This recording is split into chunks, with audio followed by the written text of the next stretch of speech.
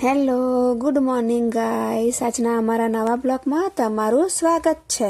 તો આજે ક્રિશિવ વહેલો ઉઠી ગયા પછી તેને ચા નાસ્તો કર્યો. અને આજે ક્રિશિવ ખૂબ જ હેરાન કરતો હતો કારણ કે એના પપ્પાને ઓફિસ નહોતો જવા દેતો અને પરી કહેતી હતી કે આવું ના કરાય, પપ્પાને ઓફિસ જવા દેવું પડે, નહીંથી ઓફિસ ઘણી દૂર છે. ત્યાર પછી મેં ટિફિન બનાવ્યું અને પરીએ આજે વાસણ ધોવામાં મને મદદ કરી. પછી ટિફિન ઠંડા થયા પછી મેં ટિફિન બેગમાં પેક કરી દીધું. ત્યાં સુધી પરી એનું લેસન બાકી હતું તે લખતી હતી.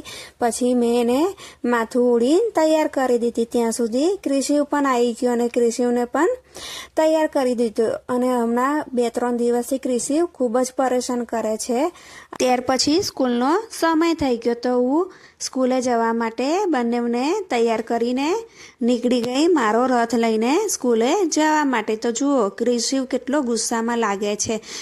એને સ્કૂલમાં જવું ગમતું નથી. પરીનો સ્કૂલ આવી ગઈ એટલે પરી સ્કૂલે ગઈ. ત્યાર પછી હું ક્રિશિવને મૂકવા ગઈ અને ક્રિશિવને મૂકીને આવી. પછી થોડી વારમાં પાછો લેવા જવાનો સમય થઈ ગયો તો હું ક્રિશિવને લઈને ઘરે આવવા માટે નીકળી ગઈ. પણ ક્રિશિવ આજે ખૂબ જ હેરાન કરે છે. પછી અમે ઘરે ગયા, ક્રિશિવને ચા નાસ્તો કરાવ્યો. ત્યાં સુધી પરીને લેવા જવાનો સમય થઈ ગયો તો પરીને લઈને આવી. પછી પરી ફ્રેશ થઈ અને પછી એ કૂતરાના બચ્ચાઓને રમાડવા ગઈ અને એ સાથે એના માટે બિસ્કિટ પણ લેતી ગઈ. જુઓ મિત્રો કેટલા સરસ કૂતરાના બચ્ચા દેખાય છે અને પરીને આ બચ્ચા ખૂબ જ ગમે છે. પછી ક્રિશિવના ભાઈબંધે લાયેલા સ્કેટિંગ ક્રિશિવે પહેર્યા અને ત્યાર પછી ક્રિશિવ પ્રેક્ટિસ કરતો હતો સ્કેટિંગ ચલાવવાની. જુઓ મિત્રો એને ધીમે ધીમે સ્કેટિંગ ચલાવતા આવડી ગયું અને અમારો આમ જ દિવસ પૂરો થઈ ગયો. તો મિત્રો તમને આજનો મારો વ્લોગ કેવો લાગ્યો એ મને અવશ્ય જણાવજો. આવજો મિત્રો, ગુડ નાઇટ.